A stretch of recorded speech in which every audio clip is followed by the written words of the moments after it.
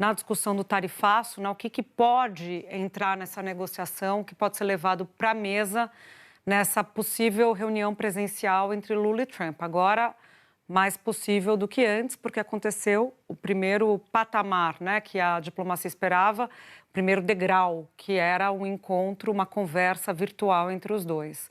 Bom, entre os prováveis temas, gente, que todo mundo diz que devem constar de uma mesa de negociação, regulação das big techs, o uso das terras raras, dos minerais críticos, né, que são super úteis para a tecnologia, e discussão sobre propriedade intelectual. Todos podem servir de negociação, uma espécie de barganha comercial na reunião, nas conversas entre os dois, para que se tenha o fim do tarifaço, pelo menos do tarifaço dos 50%, dos 40%, na verdade, porque você lembra como é que era? 10% para quase todo mundo, e o Brasil levou uns 40% extra em cima dos 10%, então a gente tem 50%. O que a diplomacia diz? Vamos tentar tirar parte dos 40%. Vários produtos já estão ou com isenção, então ficaram só com os 10%, por exemplo, aviões, alguns com um pouquinho mais e outros com os 50%, alguns só com 40% e outros com 50%. Então, a diplomacia quer focar nesses 50%. Nos 50%, carne, açúcar, café, máquinas. Então, a preocupação é grande com isso, lembrando que teve um encontro do setor de carne, Joesley Batista, importantíssimo na área, né? Justamente com Trump, né? E a avaliação é que esse encontro ajudou a fazer com que as portas fossem abertas para negociação, até então fechadas. Bom, vamos começar pelas Big Techs.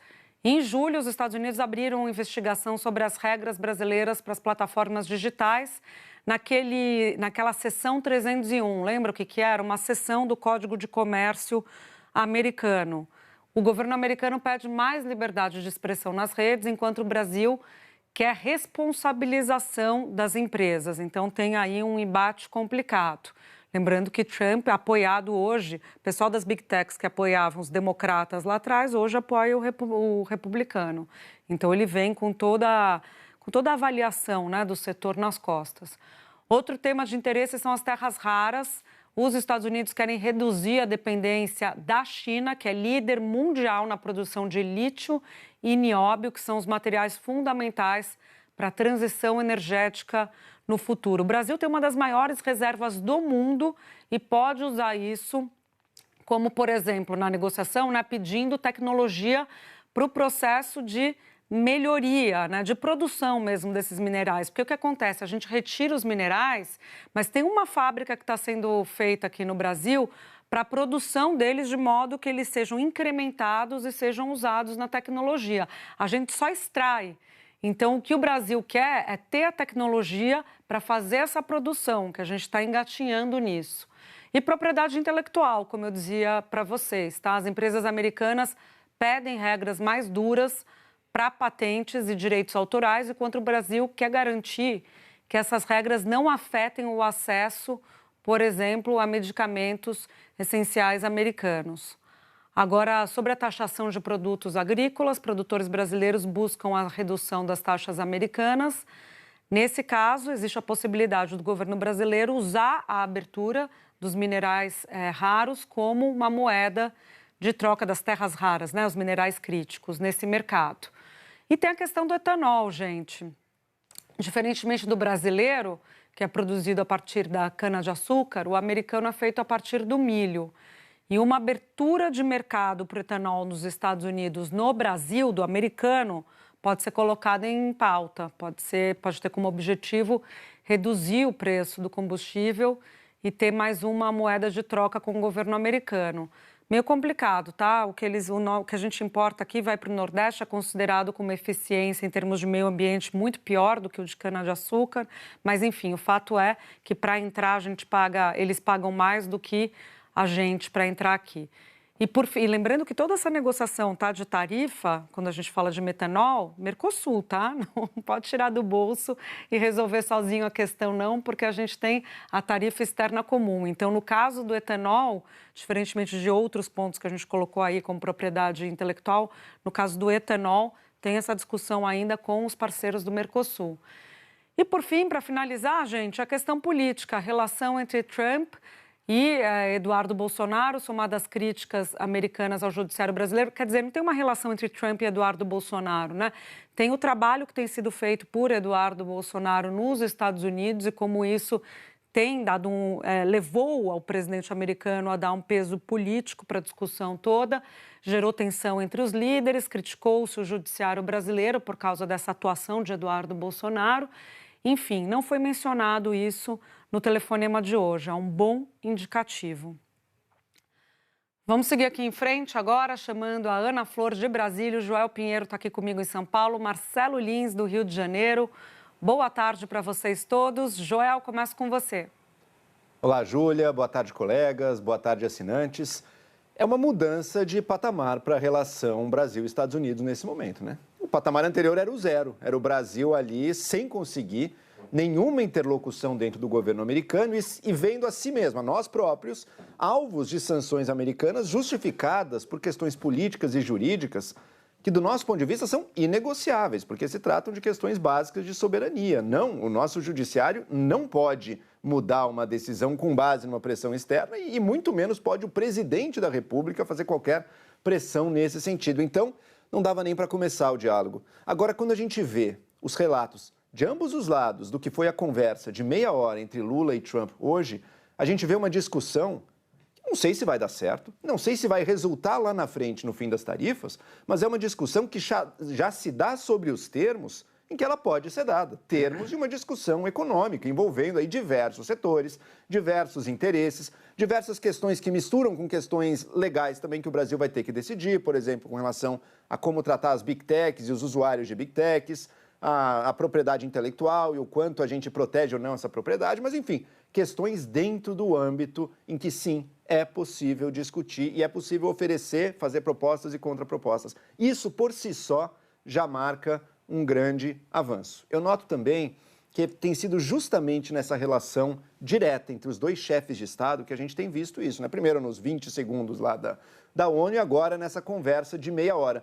Aquilo que meses de tentativas do nosso vice-presidente, fazendo boas tentativas, inclusive, o ministro Haddad também, mas não conseguiram avançar. Agora, no nível presidencial, a gente vê sim o avanço e esperamos esse encontro, que tudo indica que sim, pode ser e deve ser pessoal, né? Num líder tão personalista quanto o Trump, pode ter certeza que o caráter pessoal das coisas pode fazer diferença, mas sempre sem perder também aquela cautela, né? Os dois elementos aqui. O primeiro, o fato de ser o Rubio, o interlocutor que vai estar negociando com o Alckmin, com o ministro Haddad.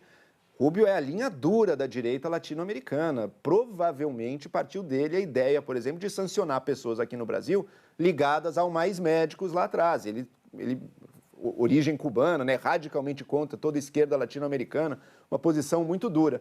Então, o fato dele estar ali não significa que a linha dele, pessoal, vai ditar essas negociações. Não, mas que ela sempre vai estar ali presente, essa possibilidade de uma virada do Trump vai estar presente, sem dúvida. E o segundo, só para finalizar, todos lembramos de como foram conversas recentes do Trump lá na Casa Branca, né? Há uma oferta para o Lula ir aos Estados Unidos, seria uma excelente oportunidade para nós, mas claro, em aceitando isso, indo com um total preparo para lidar com toda e qualquer situação. Não há acordo anterior dos termos da conversa que vai impedir o Trump de ser o Trump no momento de uma reunião entre os dois chefes de Estado. Então, preparo para tudo.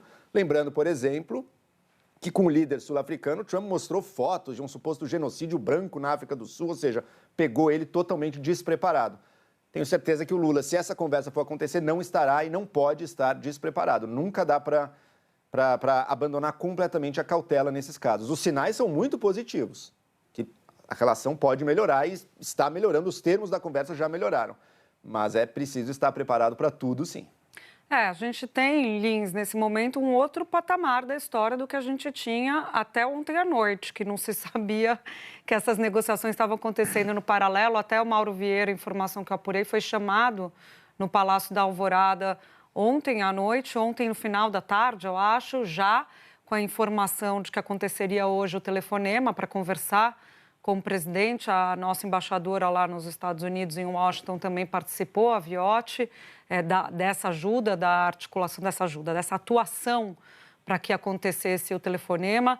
E tudo que a gente ouvia até então, quando a gente perguntava para o governo, para os integrantes do governo, segundo escalão, né, que eram quem conversava com o segundo escalão nos Estados Unidos sobre as negociações, é que está tudo travado, precisa da autorização do chefe maior, que é Trump.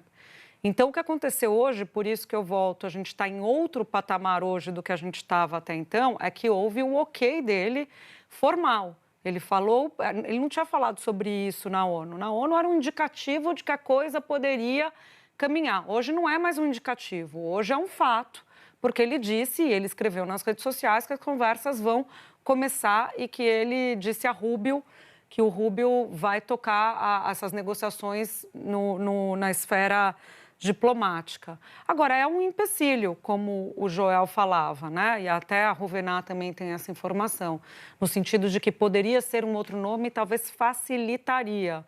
O Rubio é o chefe da chancelaria, então normal ser ele tocar essas negociações, é assim que funciona, mas de fato ele é alguém que torce o nariz. E toda a gestão que foi feita por Eduardo Bolsonaro nos Estados Unidos foi feita, inicialmente, a primeira porta que eles encontraram aberta foi a porta do Departamento de Estado, especificamente com o Christopher Landau, que é o número 2. Então, o Departamento de Estado é, sim, um órgão mais reticente para que a eficiência, o sucesso dessa negociação, Lins, aconteça. Me diziam há pouco, não, mas o Rubio conhece o Mauro Vieira, ele foi embaixador do Brasil em Washington quando o Rubio era senador. Então, eles se conhecem, estiveram juntos no dia 30 de julho, vocês se recordam? O governo brasileiro anunciou o encontro dos dois, o governo americano ficou mudo, não confirmava o encontro dos dois, o que já é, Lins, mais um indicativo da dificuldade que pode vir a acontecer pelo fato do Rubio estar tocando isso. Agora, o Rubio faz o que o Trump manda ele fazer, né? Pois é. Então, boa tarde, Júlia, Joel, Ana. A você, assinante. Começando pelo final da sua avaliação aí, a gente vai precisar ver qual é o Marco Rubio que vai tocar as negociações das quais ele foi incumbido. Ele foi incumbido, pelo que a gente sabe, da nota oficial do governo brasileiro e das conversas de bastidores também, ele foi incumbido pelo presidente Donald Trump de tocar essas negociações sobre tarifas, especificamente com o nosso vice-presidente, ministro do Desenvolvimento, Indústria e Comércio, Geraldo Alckmin. Esse Marco Rubio que vai negociar é o Marco Rubio que também chefia o Departamento de Estado, aquele que, através da Embaixada dos Estados Unidos em Brasília, mandou sucessivas notas de teor para lá de crítico, quase que agressivo, em relação ao governo do Brasil, ao que o Rubio já chamou de caça às bruxas, referindo-se ao processo contra o ex-presidente Bolsonaro? Ou é o Marco Rubio que, depois de ser um crítico ferrenho de Donald Trump durante muito tempo dentro do Partido Republicano, engoliu todos os sapos possíveis, inclusive críticas maldosas de Trump à esposa dele e ao próprio Rubio. O Trump se cansou de menosprezar o potencial de Marco Rubio ao longo das disputas internas do Partido Republicano e o Rubio engoliu todos os sapos e aceitou um cargo no governo de Donald Trump, como foi proposto a ele por Trump. Então, qual dos dois Rubio vai ser que vai tocar essas negociações? Se depender da reação do líder do PL na Câmara dos Deputados, o deputado Sóstenes, que enviou uma mensagem mais cedo ao Estúdio I, André Sadi, ele disse que foi uma jogada de gênio de Donald Trump colocar o Rubio para negociar tarifas com o Brasil. Como quem diz, não vai negociar absolutamente nada. Será que é isso ou isso é para não demonstrar que o golpe foi sentido? Porque o que nós temos como documento oficial, porque é através de rede social, mas é a fala oficial de Donald Trump, é uma mensagem para lá de otimista em relação às perspectivas. Ele fala, não somente ele quebra um paradigma que o Guga sempre lembra, Júlia, Guga que estava aí nadando nas águas de Montenegro nos últimos dias, curtindo o merecidas férias, o Guga sempre lembrava, o Trump jamais falou o nome do Lula, em nenhum momento. Não falou nem quando esteve na ONU, quando ele diz assim, acabei de cruzar com o líder do Brasil, quando ele interrompe o discurso dele lido, que vinha também com muitas críticas ao Brasil, para fazer ali um parêntese elogioso ao presidente brasileiro. Dessa vez está lá, na mensagem postada no Truth Social, Lula.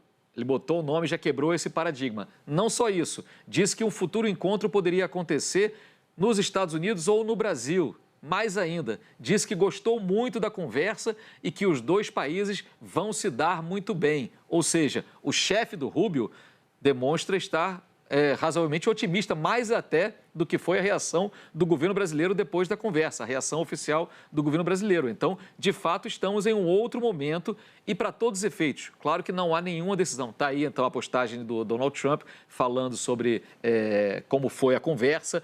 Conversaram sobre vários temas, diz ele, mas principalmente focando em comércio. E aí é tudo elogio. Aparentemente, isso aí é um respiro de leveza no cotidiano do Trump, que tem sido muito duro nos últimos dias, no que diz respeito a embates, né? Embate com a Justiça dos Estados Unidos, com governadores e prefeitos democratas, embate também com o Congresso pela falta de avanço em algumas pautas que ele gostaria de levar adiante, embates na política exterior, onde ele quer ver resultados lá em Gaza mais rápido do que estão acontecendo, ou mesmo na Ucrânia, que ele deixou meio de lado nesse momento.